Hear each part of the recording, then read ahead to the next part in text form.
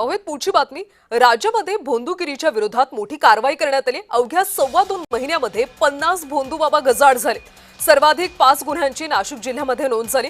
बहुतांश प्रकरणात महिलांच्या लैंगिक शोषणाचे आरोप आहेत। आर्थिक लूट, अंधश्रद्धा आणि मानसिक छळाच्या घटनांमध्ये वाढ झाली। भोंदू अशोक खरात प्रकरणानंतर अनेक प्रकरणांना वाचा फुटली।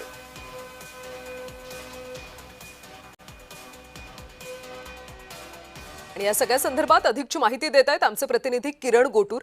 किरण, खरं तर खरात प्रकरण समोर आल्यानंतर अनेक प्रकरणांना वाचा फुटल्याचं पाहायला मिळते आणि यामध्ये सर्वाधिक गुन्हे नाशिक जिल्ह्यातले आहेत। काय सविस्तर माहिती मिळते? कल्याणी, अशोक खरातच्या प्रकरणानंतर अनिसने जे काही एक मोहीम राबवली आणि त्याला प्रतिसाद देत अनेक ठिकाणी कारवाई ही झालेली आहे अशा पद्धतीची माहिती अनिसने दिलेली आहे।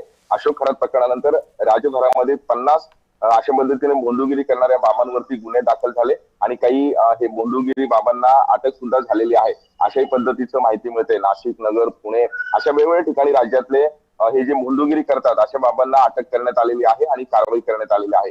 फक्त ग्रामीण मध्येच नव्हे तर शहरी भागात सुद्धा खरं तर अशा पद्धतीचे भोंदू बाबा हे वावरत होते। वेगवेगळे जे दामीज दाखवून आर्थिक लूट केलेली आहे, महिलांची लैंगिक छळ केलेला आहे, अशा पद्धतीच्या वेगवेगळ्या तक्रारी हे आलेले होते आणि त्यानंतर हे सगळे गुन्हे दाखल झाल्याचं आपल्याला बघायला मिळतं। राज्यभरात आतापर्यंत हे 50 गुन्हे जे आहेत ते दाखल झालेले आहेत अशी माहिती अनिसने दिलेली आहे। आणखीनही काही ठिकाणी आगामी काळामध्ये कारवाई होईल असंही आशा जी आहे त्या एकूण अनिसला आहे। अशोक खरात प्रकरणानंतर अनेक महिलांनी पुढे येऊन किंवा आर्थिक फसवणूक झालेले लोकांनी पुढे येऊन अशा पद्धतीचे भोंदू बाबांवरती तक्रारी केले, गुन्हे दाखल केले आणि त्यामुळेच हे सगळे जे एकूणच घटना आहेत ते जे उघडकीस आलेलं आहेत अशी माहिती अनिसने दिलेली आहे आणि आगामी काळात अजूनही कारवाई जी आहे ते अशा पद्धतीने जे होतील असंही आशा जे अनिसला आहे। नक्कीच अनिसच्या या सगळ्या मोहिमेला यश येताना पाहायला मिळते, त्यामुळे नागरिक धाडस करून आता पुढे येत आहेत आणि या भोंदू बाबांच्या विरोधात तक्रार करतायत असं चित्र पाहायला मिळतंय।